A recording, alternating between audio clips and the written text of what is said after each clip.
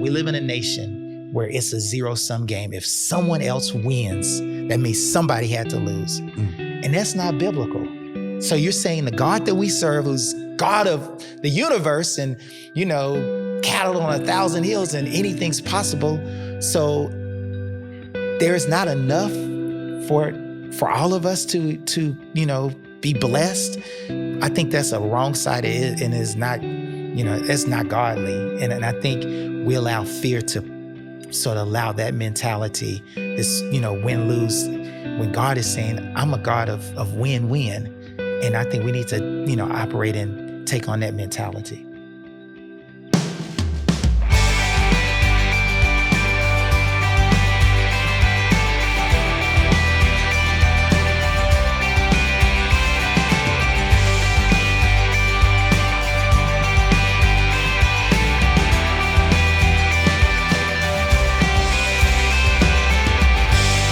Welcome to the More Than Sunday podcast, where we tackle tough questions that many people have but are often afraid to ask.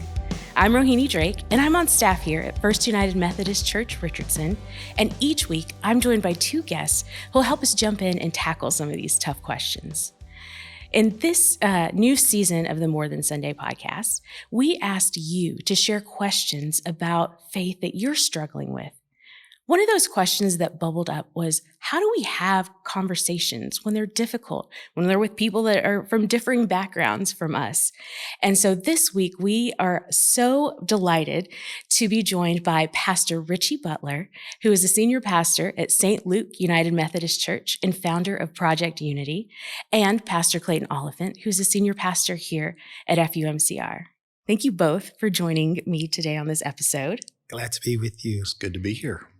So now I know that Pastor Clayton, you know Pastor Butler, but Pastor Butler, would you mind just kind of giving us a little bit of background of how you've gotten to where you are today? You really want to know that? Definitely.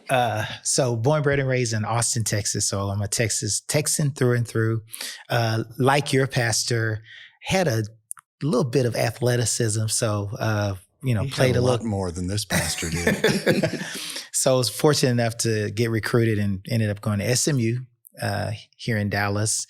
Met my wife there, so played football at SMU. And then after SMU, went to do graduate work at Harvard and MIT. Had a calling to ministry, but also felt a calling to what I call transforming neighborhoods and communities. And one of the things when I was at SMU, did research and because I grew up in East Austin, and the East Austin that people know today is not the East Austin that I grew up in, and wanted to go back and really bring some change to dilapidated community, and realize that real estate developers change communities. They build them, they take buildings, they, take land and create something. And also biblically, I realized that Abraham was the first real estate developer. So God gave me permission to go into real estate. So I literally was on a simultaneous track of, living out the traditional call of ministry as, pastor, but also this call to real estate. And so I literally, for almost 20 years, was doing private equity real estate, investing in real estate projects all over the country, and pastoring the church. Now, so I know that you're the founder of Project Unity. So did your background in real estate or pastoral ministry bring about that, or was there another catalyst for that? Well, probably about 4 years ago, I realized that there was a theme to my story. So my first real estate development deal in 1998, that's with Zan Holmes, who was pastor of St. Luke at the time, and he was a president of the African American Pastors Coalition. I helped them develop a housing community called Unity Estates. So 1998. In 2002, God gave me a vision to start a church called Union Cathedral. And in 2012, 2014, we merged Union Cathedral and St. Paul United Methodist Church. And it was that 2 months after we merged the two churches is when I got the vision for Project Unity. And we did the Year of Unity, Together We programs. And like I said, about 3 years ago, I realized there's a theme to my story. Whether it's in real estate, ministry, this theme is unity. Tell us, you have those Together We events. Yeah. Tell just about some of those Together We events, because they're diverse and they're great. I mean, they're wonderful. Yeah. So, well, first of all, what brings people together? Food brings people together.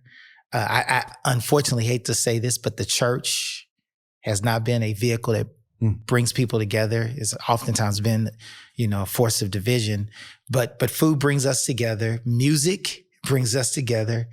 And sports. We love our sports team. Think about this. After Hurricane Katrina, and what symbolized New Orleans returning, its resurrection was not when the schools opened. It wasn't when the church opened. It wasn't, the government, making a declaration. It's when the New Orleans Saints returned to the Superdome.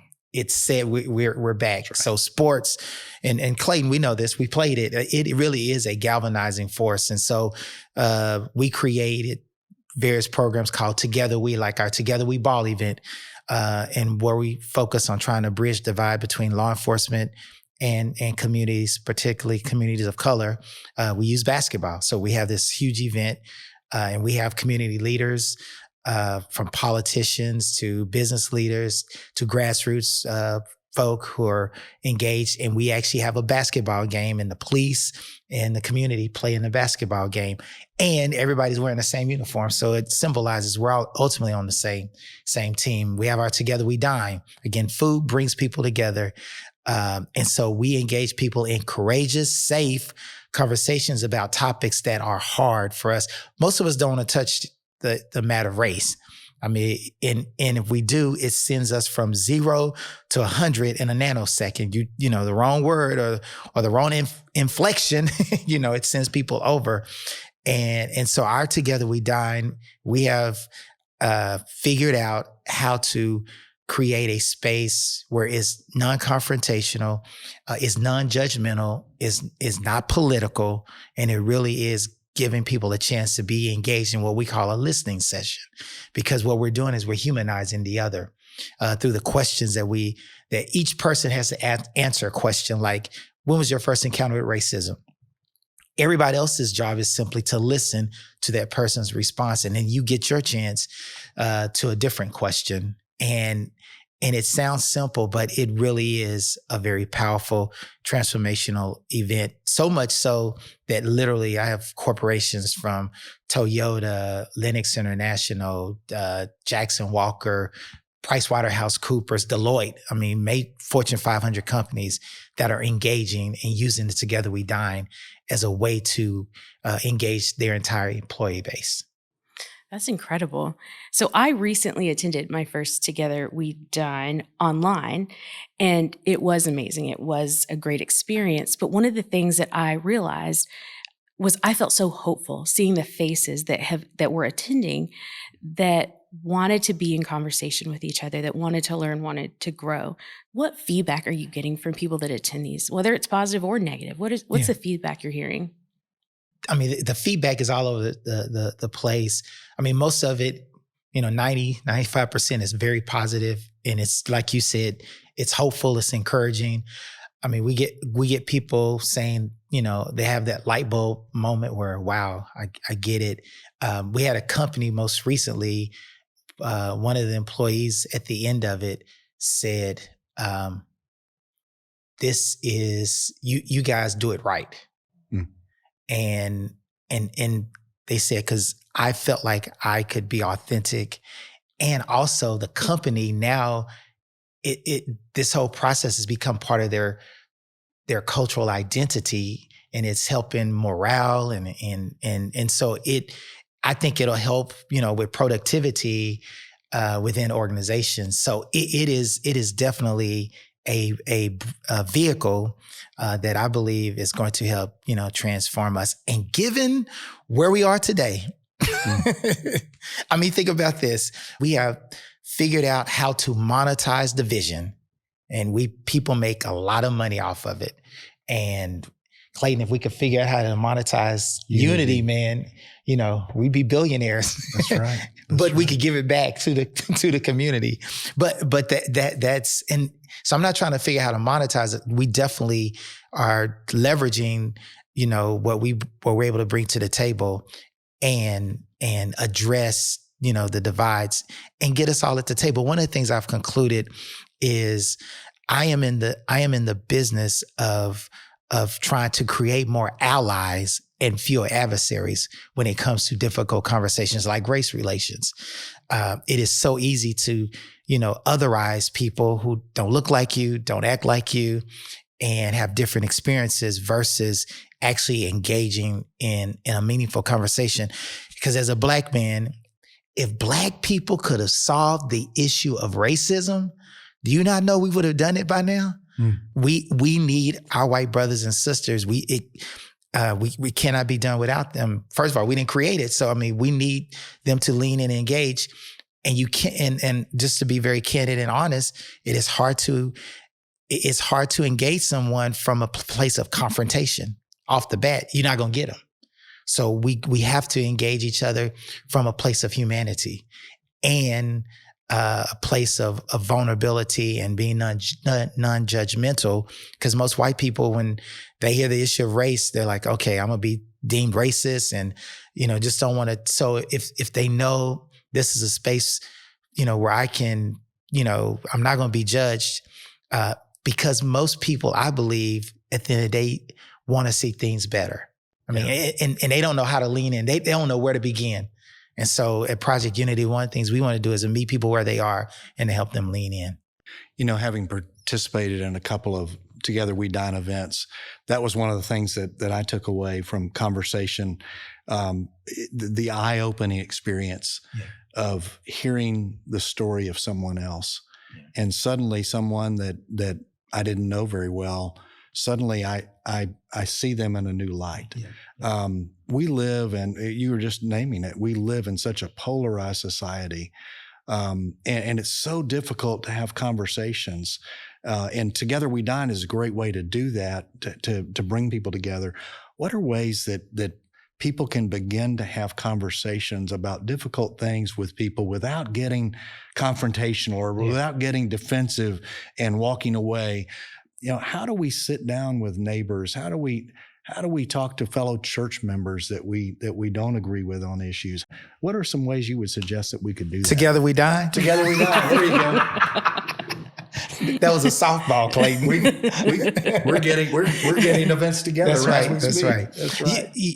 One of the things we ask people to do at the end of a dime, 3 things. We ask them to listen, take the time to listen to someone else's story, and specifically someone who is different, maybe even someone who you have some preconceived notions about that may be unfavorable or stereotypes. Literally take the time and enter that with a non-judgmental perspective, and just, I want to listen and allow the humanity between the two to lead and guide. Because I think as we realize that we're pretty much the same, that I think that starts to help people unpack. And then the second thing I ask people to do, and that is not just listen, but learn and take the time to learn about somebody else. And what I mean by that is to try to, and it's difficult but to take your shoes off and try to walk in someone else's shoes.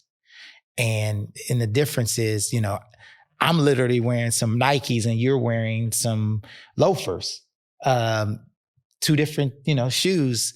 And your shoe size is probably much bigger than mine, and they don't fit.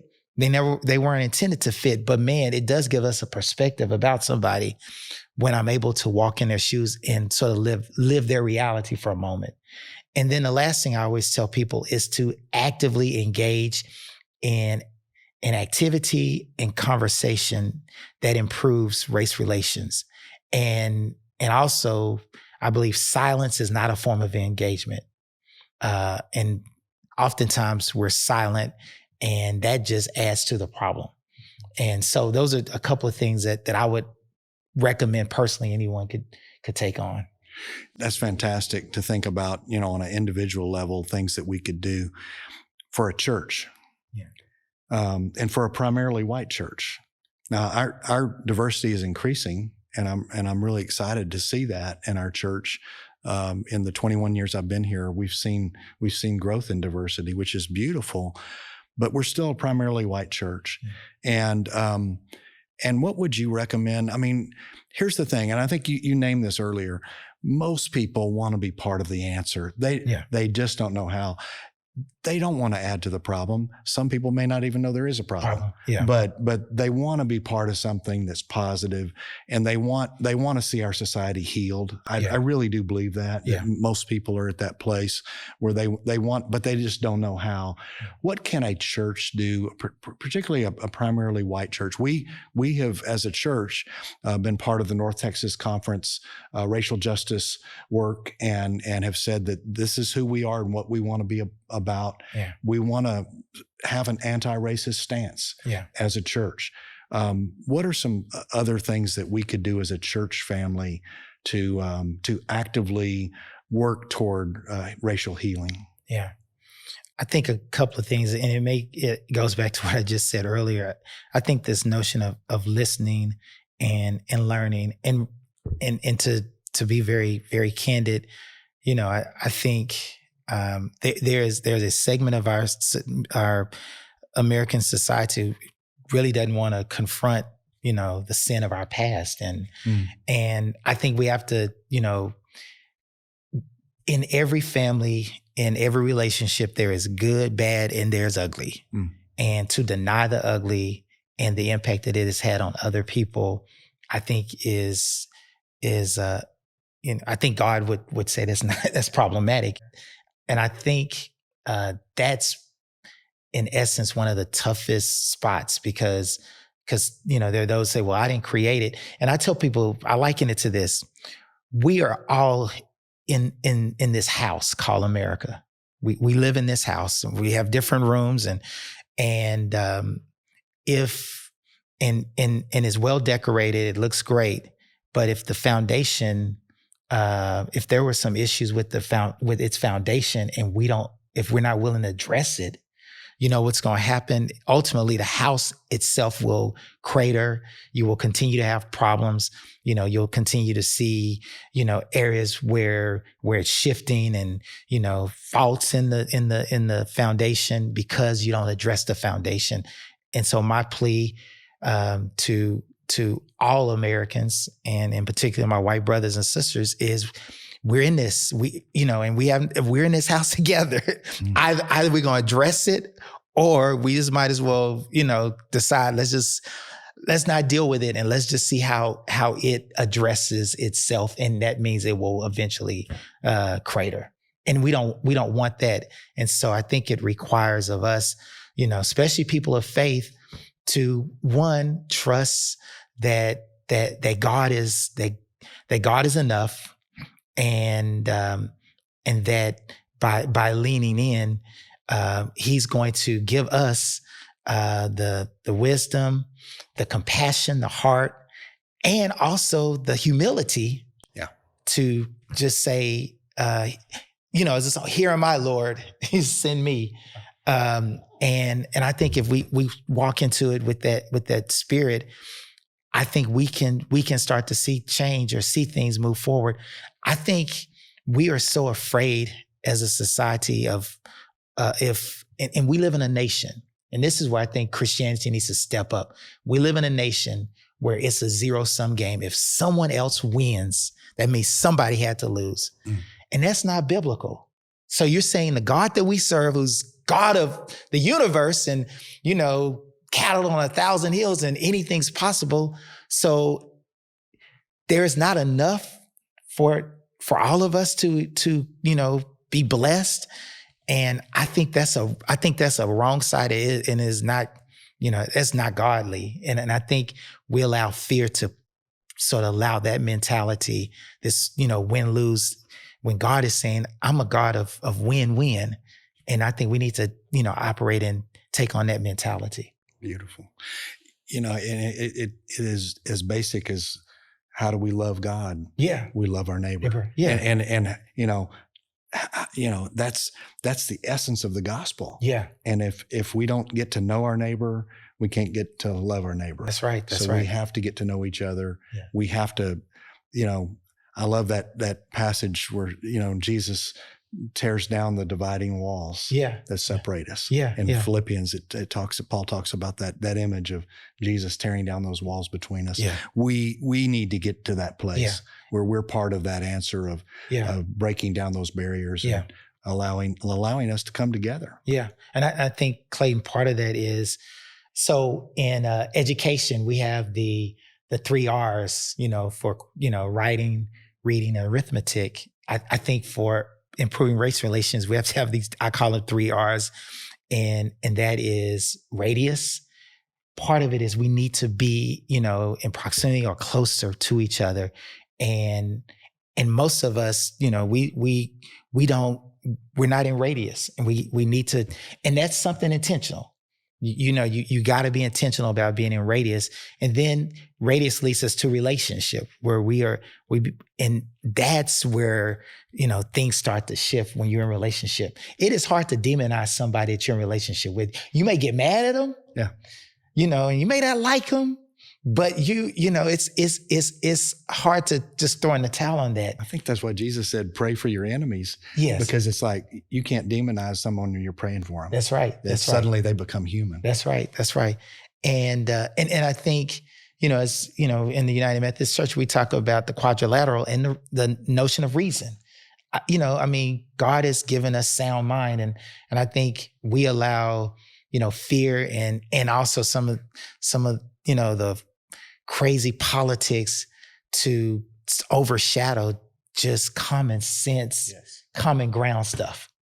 It's just duh. But, so those are my 3 R's for improving race relations: reason, relationship, and radius. Love it. That's really great. And so I'm glad to hear of all the different ways that you are finding ways to bring people into community with each other. Do you have a next step or a next dream for Project Unity? Every day, the Lord wakes me up. I'm like, come on, God. So one of the things we're going to do, I want to get into the nuts and bolts, but we're going to leverage technology to bring people together. So for example, with police and community, we have a program called Together We Learn, and we literally take students, high school students, because there is a state law in Texas now that requires all high school students to be trained on how to interact with law enforcement. And that law came as a result of our program. State Senator Royce West saw the program and he's like, I got to make this into a law. So it's a law. So, and so we have students that will literally be in a car and we'll simulate them being pulled over by the police. So we have a squad car behind them. The lights are flashing and you simulate and go through the whole, and there are moments where simulation points where the officer is not being nice. How do you, as the person, respond to that? Because, sometimes people do, have a bad day or what have you. So what we're looking to do is actually take that simulation and turn it into a gaming module where you can, and then it allows us to, scale in a different way where we can get it out into schools and students can actually, use it to teach them in that regard. So that's just one example. And we're looking at another technology piece to give people an opportunity to walk in someone else's shoes. So we're going to create that as well. Oh, that's fascinating. Pastor Butler is always dreaming big. Yeah. That's what I've learned about him. And I love it. Hey, the God we serve, there's no other way, right? That's right. You do it, man. Look what you're doing here at First Church Richardson, man. We're just trying to keep up and catch up at St. Luke Community. Well, we appreciate all the things that you're doing and the big dreams. And when I was preparing for this interview or this podcast episode, I checked out the website and I saw that there are lots of resources on there for people who want more information about what they can do individually and as groups, as organizations. Do you have something like that you would point somebody to, like your top resource of trying to take that first step? So on our website, we have our Together We Can. And I think that's a great resource. And what we do is every month we send out a communication with a set of activities. And the goal is to get people to commit to 1 hour per month. And so like the first, our initial 1 hour per month exercise was asking the question, who was the Declaration of Independence intended for originally? And so to get people to think, and so we provided all this information and just employ and encourage people to go on their own journey.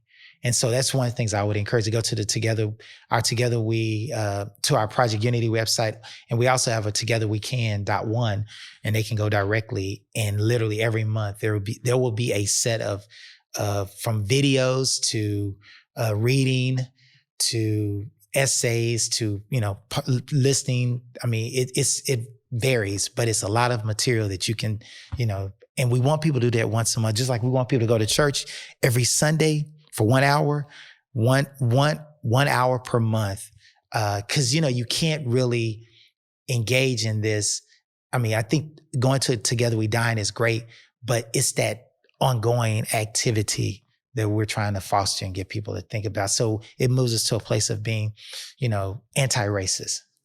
Thank you. Thank you for giving us that challenge that feels doable, 1 hour per month. Yeah. So I appreciate that. Trying to meet people just like the church, meet people where they are.